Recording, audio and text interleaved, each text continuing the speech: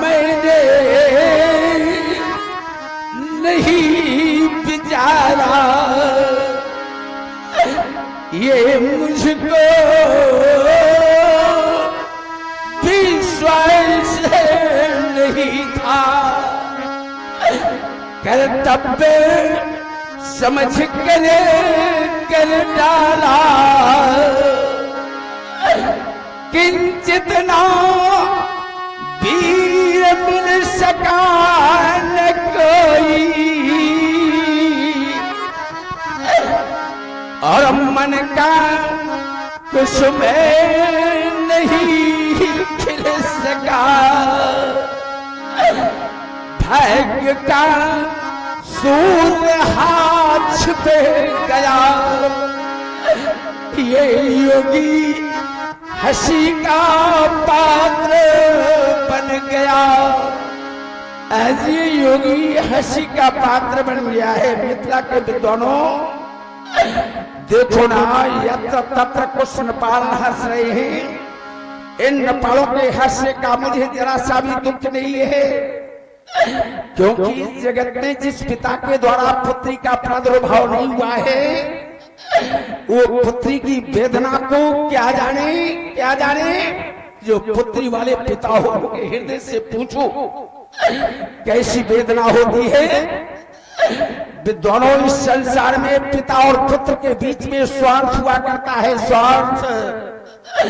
किंतु तो पुत्री का जीवन तो निस्वार्थ जीवन होता है, निस्वार्थ। पिता का स्वार्थ, पिता सोचता है वृद्धावस्था में पुत्र मेरी सेवा करेगा, ये पिता का स्वार्थ है। और पुत्र का स्वार्थ, पुत्र सोचता है पिता के न रहने पर मलकियत मुझे मिलने वाली है, ये पुत्र का स्वार्थ है। विद्वानों, किंतु पुत्री का कौन सा स्वार्थ? कोई स्वार्थ नहीं। पिता जिसे सौंप देता है उसी घर की बालिका हो जाती है। वो अपने जीवन को पथ के चरणों में बलिदान कर देती है, बलिदान। ऐसे निस्वार्थ जीवन जीने वाली बालिका का जीवन एक योगी के द्वारा शोक के समुद्र में डाल दिया गया है, और ये हंसी का पात्र बन गया है। हंसने वाले नेपालों, जरा विचार करो, ये जनक की पराकाष्ठा में आप होते तो आपका हृदय क्या कहता? या उन पिताओं से पूछो जो पुत्री वाले पिता हैं, जिसने बेटी जाई नहीं, जिसने बेटी जाई नहीं, वो बेटी का दुख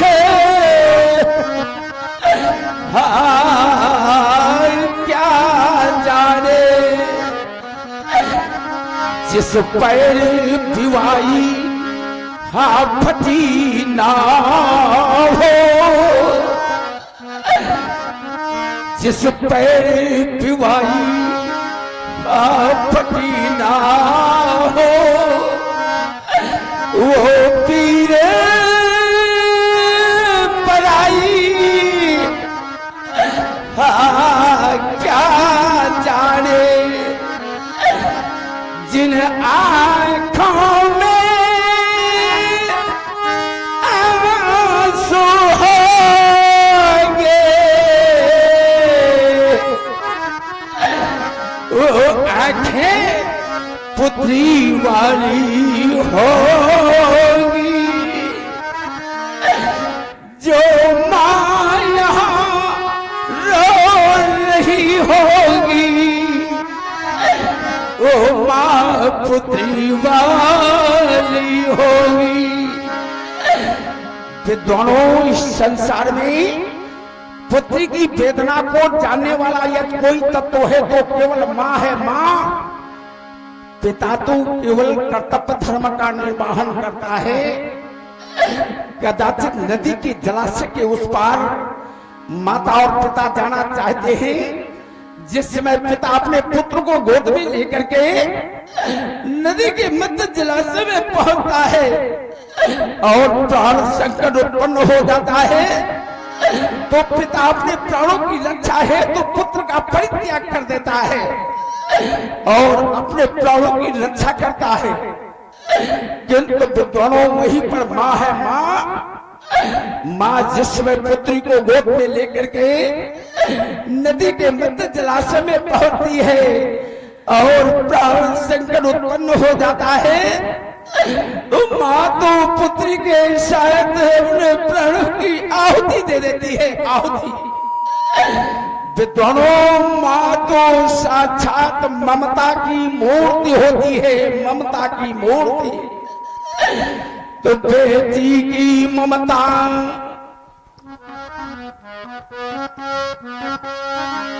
बेटी की ममता माँ के बिन ये संसार भला क्या जाने। जिसने बेटी जाई ही नहीं, वो बेटी का दुख क्या जाने। विद्वानों, कितना कोना पाषाण हृदय वाला पिता हूं, किंतु जिसमें पुत्री की प्रथम विदाई की बेला का दिग्दर्शन करता है तो हृदय वेदना से द्रवित हो उठता है, हृदय रोने लगता है। चाहे पुत्री को सब कुछ दे दो, किंतु हृदय को शांत नहीं मिलती है। विद्वानों, उन पिताओं से पूछो जिन्होंने पुत्री की प्रथम विदाई की बेला का दिग्दर्शन किया है। पुत्री तो दया का पात्र होती है, दया का पात्र। बेटी को सब कुछ भी दे दो, फिर भी संतोष नहीं होता। बेटी की प्रथम विदाई में हर हृदय यहाँ रोते दिखा। जिसने की बेटी विदा नहीं, वो दुख विदा का क्या जाने। जिसने बेटी जाई ही नहीं, वो बेटी का दुख क्या जाने। किंतु आज मेरी आराध्य अजयो दास की आशा सुनो पर भीषण तो सारा पाप कर रहे हूं। मेरे अंतिम निवेदन को स्वीकार लो आराध्य। ओ हमारे पूज्य को अब तनिक तन चाहिए। दास के जल कड़े धनुर्वर शांत हृदय तन चाहिए। सोचता था जो सफलता, हाँ ये असफल हो गई। जैन की सौभाग्यशीला अब भाग्यहीना हो गई। आज नब की दीनता पर कुछ दया दिखलाइए। ओ हमारी पूज्य जगो हम तनिक तन चाहिए। हे दया में तो दया से ही मेरा उद्धार है। हे शिवापति पाणी भूषण के कठिन पारावार है। पर कैसे हो सकूं वह मार्ग शीघ्र बताइए। ओ हमारी पूज्य जगो अब तनिक तन चाहिए।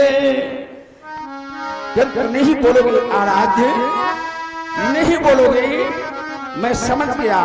जब होता है विपरीत समय तब सब विधान मिट जाते हैं, तब स्वजन सखा संबंधी सब असमय करता दिखलाते हैं। मिथ्या के विद्वानों, जब समय विपरीत होता है तो कोई साथ देने वाला नहीं होता है।